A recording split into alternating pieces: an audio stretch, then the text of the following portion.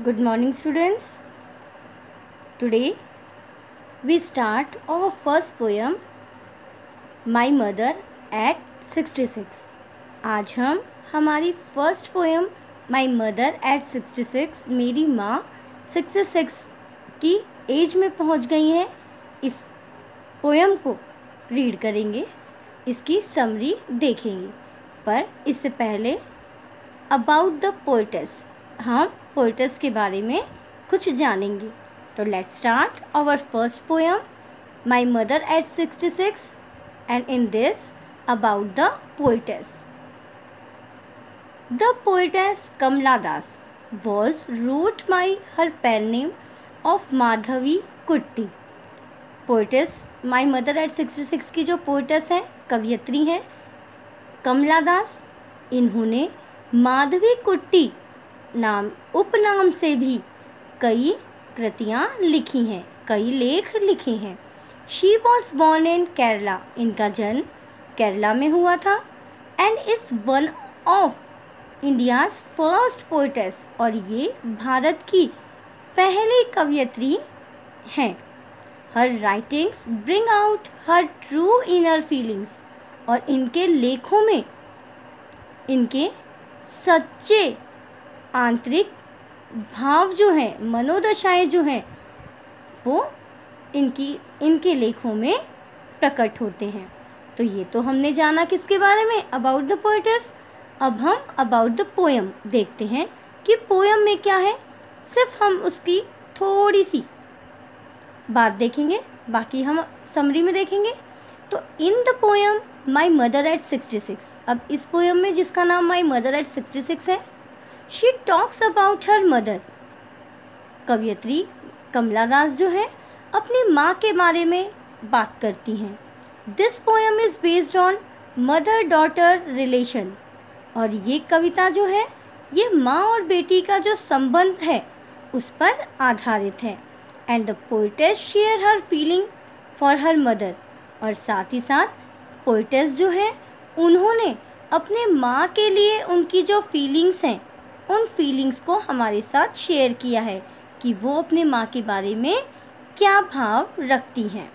तो let's start our summary. तो अब हम हमारी पोएम की समरी देखते हैं।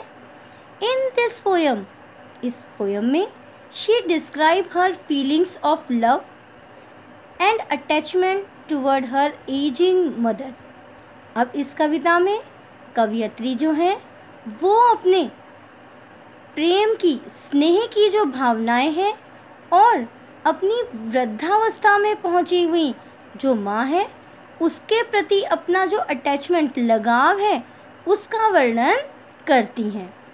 अब देखिए ये वर्णन करते हुए वो क्या कह रही हैं कि once the poets went to visit her mother.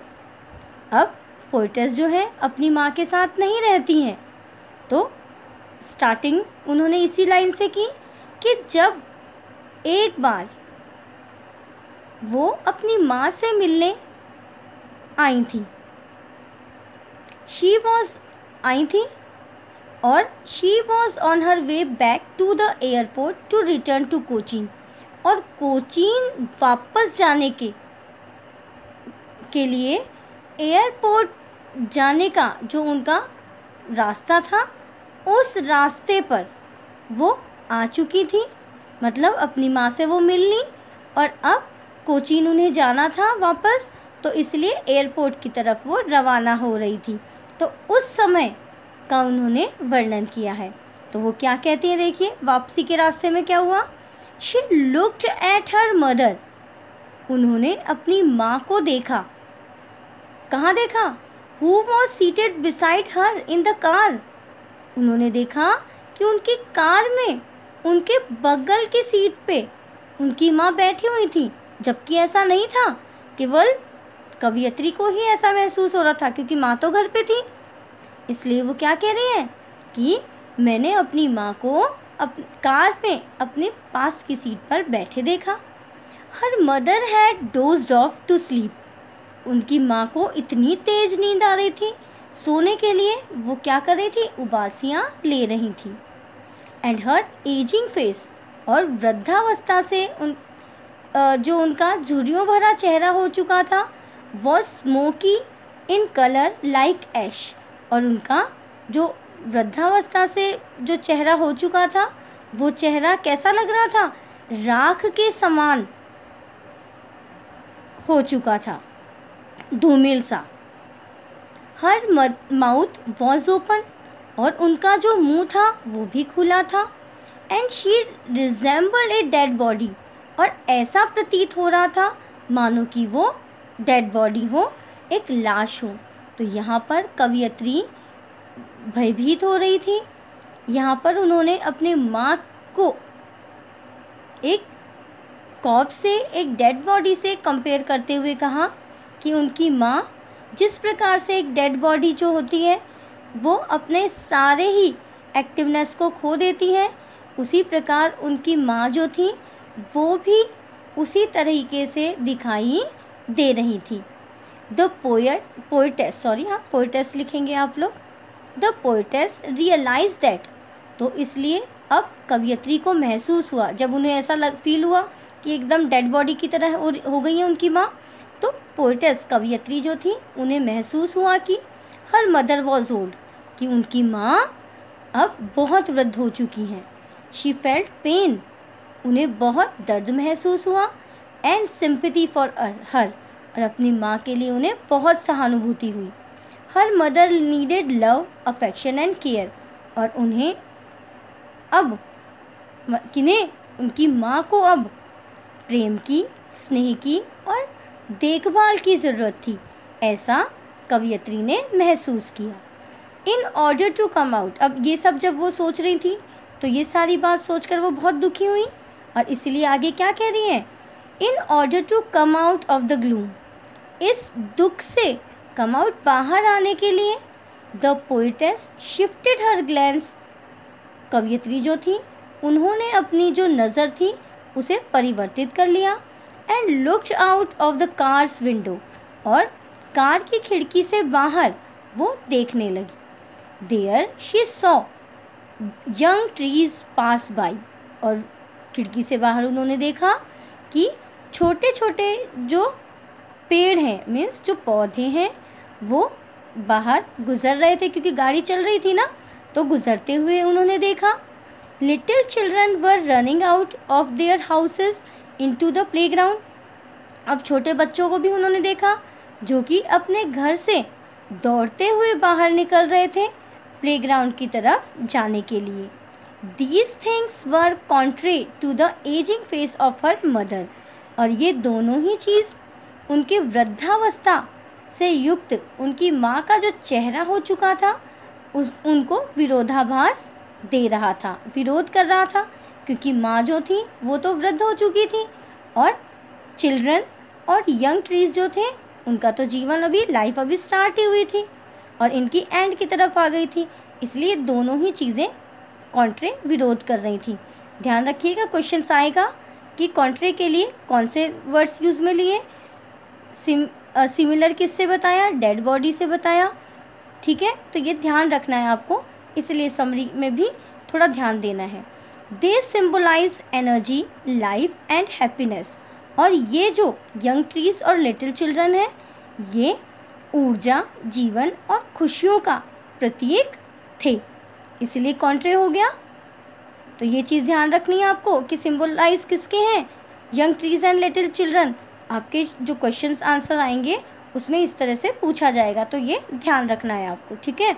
किसके सिम्बलाइज थे, एनर्जी, लाइफ एंड हैप्पीनेस, कौन, young trees and little children, और यहाँ पर कॉन्ट्रे किससे किया, young trees and little children से, ठीक है।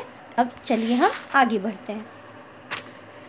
As they reach the airport, अब एयरपोर्ट जाने के रास्ते पर ही थी ना लेखिका, तो इसलिए as they reach the airport, जैसे ही वे लोग कौन, माँ और बेटी, क्योंकि बेटी को ऐसे ही लग रहा था ना कि माँ भी साथ में है, तो जैसे ही वो लोग एयरपोर्ट पे पहुँचे, एंड द पोएटेस कर लेना, poetess was about to leave, कवयित्री जाने ही वाली थी, फॉर द एरोप्लेन की तरफ। She glans at her mother one more time, एक बार फिर से उन्होंने अपनी माँ की तरफ एक बार देखा। Her mother appear weak and pale, और अब उनकी माँ जो थी वो उसे बहुत ही कमज़ोर और पीली पड़ी हुई रंगहीन दिखाई दे रही थी। Just like the moon in the winter season, ठीक वैसे ही जैसे शीत ऋतु में चंद्रमा होता है। अब शीत ऋतु में जब कोहरा होता है, ओस होती है, उस समय चंद्रमा की रोशनी थोड़ी धुंधली हो जाती है, तो उसी प्रकार लेखिका को भी उनकी माँ की चेहरे की जो चमक है वो रंगहीन धूमिल सी दिखाई दे रही थी। इसलिए उन्होंने किससे कंपेयर किया? विंटर मून से। ठीक है, ध्यान रखिएगा ये सब। Which seems to have lost all its strength, और ऐसा प्रतीत हो रहा था कि जिसने अपनी सारी ताकत जो है वो खो दी है। The poetess felt the pain and fear of losing her mother, और अब कवयित्री जो थी उन्हें महसूस हो रहा था कि अपनी माँ को खोने का दर्द और भय। तो अब वो जब जा रही थी और उनकी माँ वृद्ध हो चुकी थी, वो उनकी ताकत जो है वो खो जा चुकी थी, इसलिए कवयित्री को महसूस हो रहा था कि वो अपनी माँ को शायद खो देगी। She was reminded of her childhood, और अब उसे कवयित्री को उन्हें अपने बचपन के दिन याद आए। When she used to fear losing her mother, जब वो अपनी माँ को कुछ समय के लिए खो देने भर से ही डर जाती थी। As a child, और आगे उन्होंने कहा कि जब वो छोटी थी, बच्ची थी, तो उस अवस्था में she could not bear to be separate from his mother even for a moment, कि जब वो छोटी थी उस समय वो अपनी माँ से यद्यपि एक पल भी अलग होने को कुड नॉट बियर सहन नहीं कर सकती थी।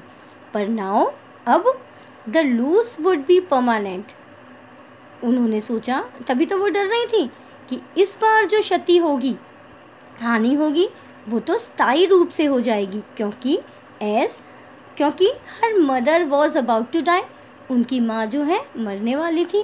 भाई अब तो जब वृद्धावस्था आ गई तो मृत्यु तो निश्चित ही है, तो मरने के पास ही थी। And she would lose her forever, और अगर वो मर गई, उनकी मृत्यु हो जाती है, तो हमेशा हमेशा के लिए वो अपनी माँ को खो देगी। तो बचपन की वही बात याद आई कि कुछ क्षणों के लिए खोने को भी वो बर्दाश्त नहीं कर पाती थी, इस बार तो परमानेंटली उन्हें क्या करना है, हमेशा के लिए क्या करना है, वो अपनी माँ को खो देंगी। और इसलिए ही the poetess did not express her feelings, कवयित्री जो थी अपनी फीलिंग्स को एक्सप्रेस नहीं कर पा रही थी। शी स्माइल्स एंड सेड, वो केवल मुस्कुराई और बोली, सी यू सून अम्मा, अम्मा जल्दी ही मिलते हैं। बिकॉज शी वॉन्टेड दैट, क्योंकि वो चाहती थी कि हर मदर शुड लिव, कि उनकी माँ जिए, and they could meet again, और वो लोग फिर से मिले। मतलब वो अपनी माँ को खोना नहीं चाहती थी, और इसीलिए अपनी ये सारे जो भय था, उस भय की वजह से अपनी फीलिंग्स को वो एक्सप्रेस नहीं कर सकी, और केवल एक ही उम्मीद, एक ही आशा से उन्होंने ये बात कही कि अम्मा जल्द ही मिलते हैं, क्योंकि वो अपनी माँ से दोबारा मिलना चाहती थी। आई होप यू अंडरस्टैंड कि यहाँ पर कवयित्री जो है उनके मनोदशा, जो एकदम सच्ची मनोदशा है अपने माँ के प्रति, उनकी जो फीलिंग्स हैं वो सारी ही फीलिंग्स यहाँ पे उन्होंने बताई है, और शायद ये फीलिंग्स हम सभी की हमारी माँ के प्रति होती है। तो I hope you understand. Thank you.